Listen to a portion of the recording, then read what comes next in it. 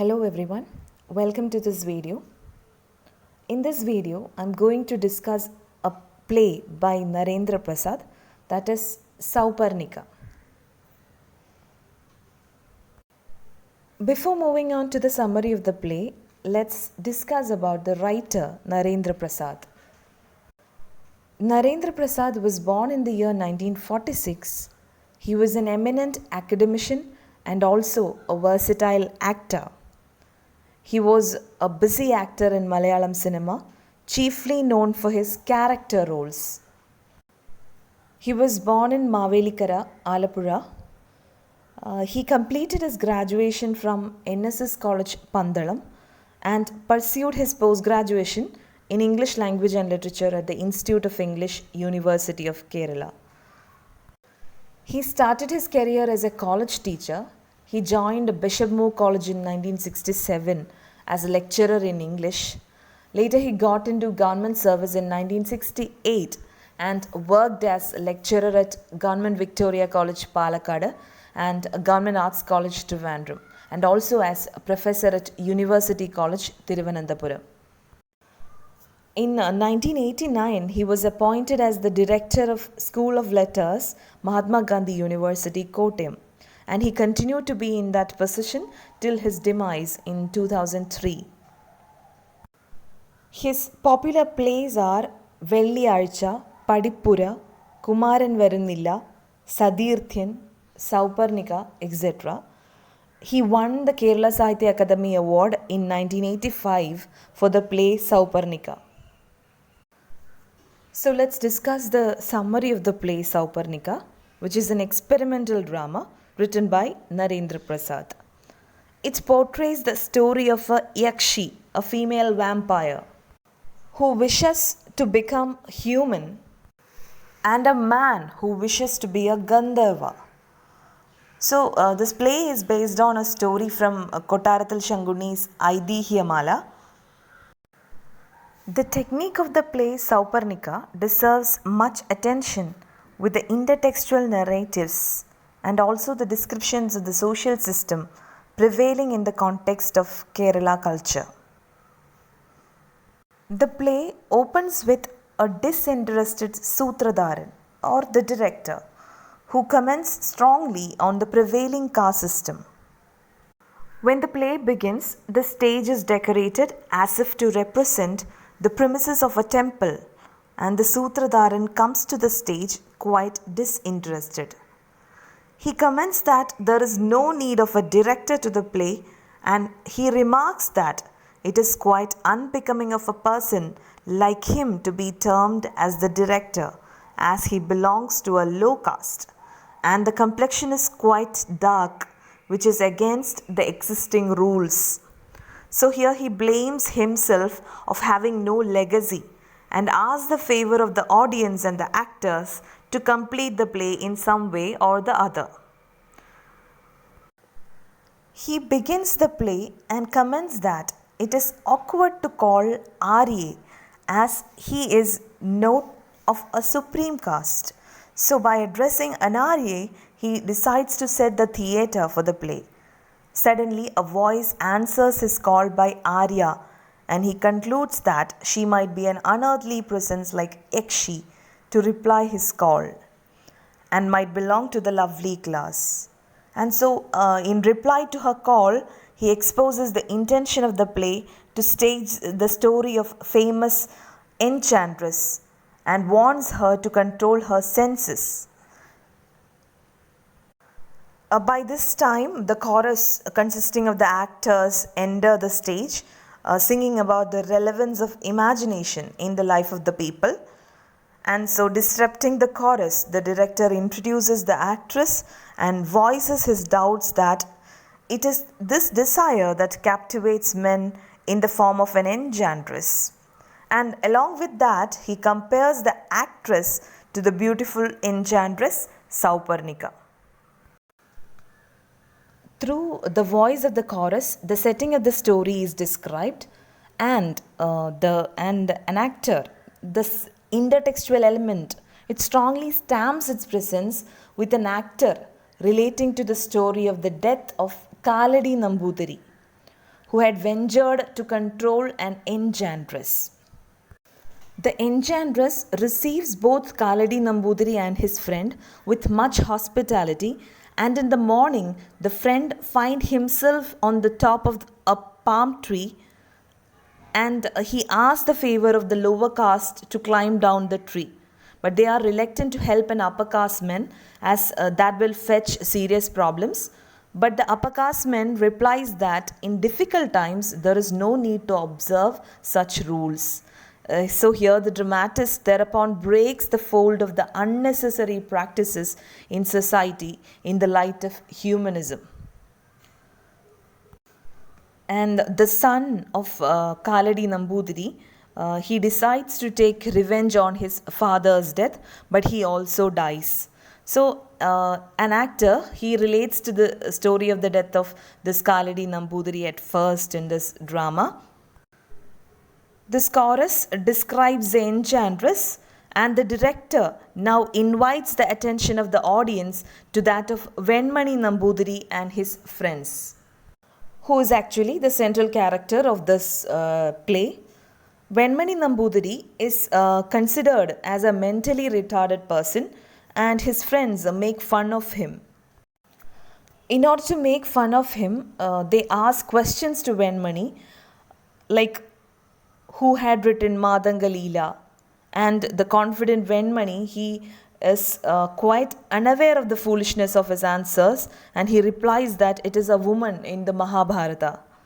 And then they ask who the author of that epic is, and he replies that it is his grandfather who authored the same.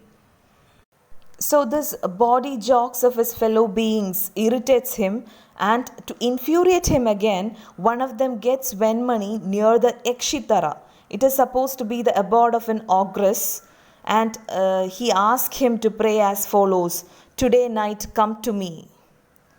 So without knowing the aftermath of his prayer, he sincerely prays, and his prayer invokes an ogress who had taken an oath not to disturb people unless somebody demands her to be there.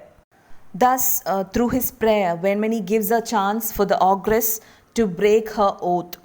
And when he opens his eyes, his friends have already left him for home. And afraid of the darkness, he runs and reaches Brahmaswam. After the dinner, when everybody has gone to sleep, Sauparnika, the ogress, enters the room and lures Venmani to a distant place. They enjoy the moment of togetherness. With the help of the ogress, Venmani reinvents himself and ceases to exist in the label of an abnormal person. Then in Act 2, the scene is laid at Venmani Illam, and Venmani's father and Karyasthan, they are engaged in playing chess. Venmani's grandfather, who is blind due to old age, enters there and is very much disturbed, and the chessboard turns upside down with a slight movement from his part. He compares the chessboard with their ancestral home. He warns Venmani's father of a disaster looming around their family and commands him to bring Venmani home from his place of education.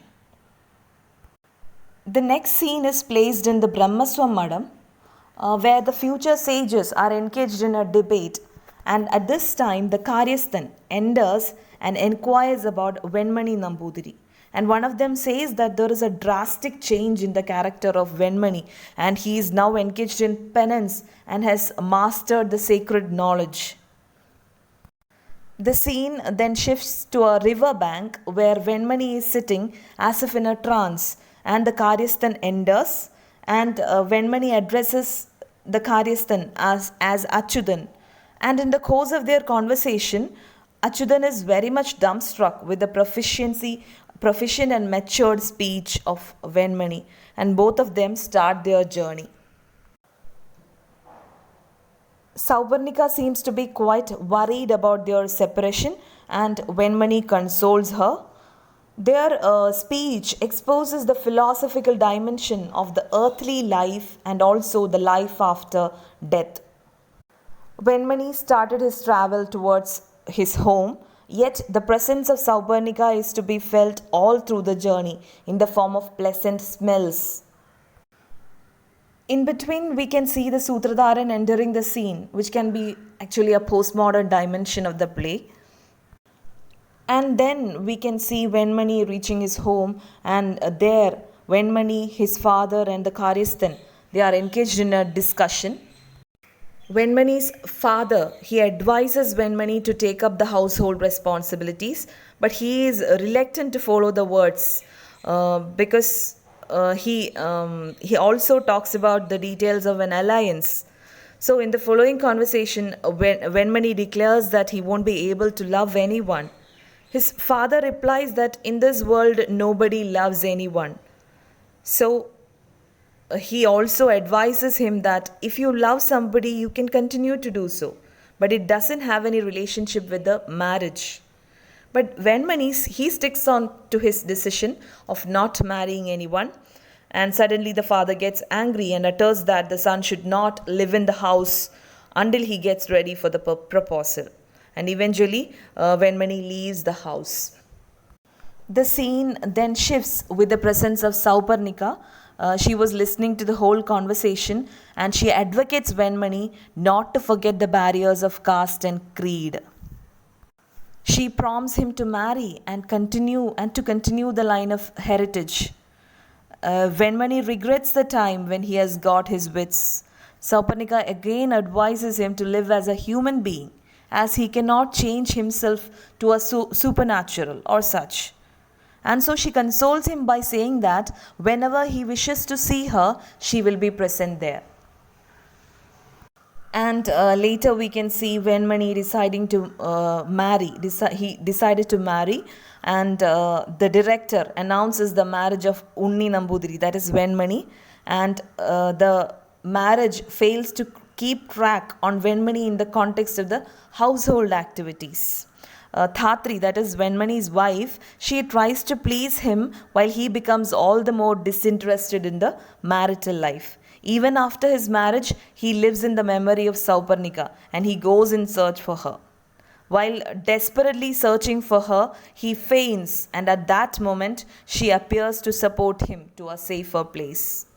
And when he wakes up, he gets excited as he sees Saupernika there.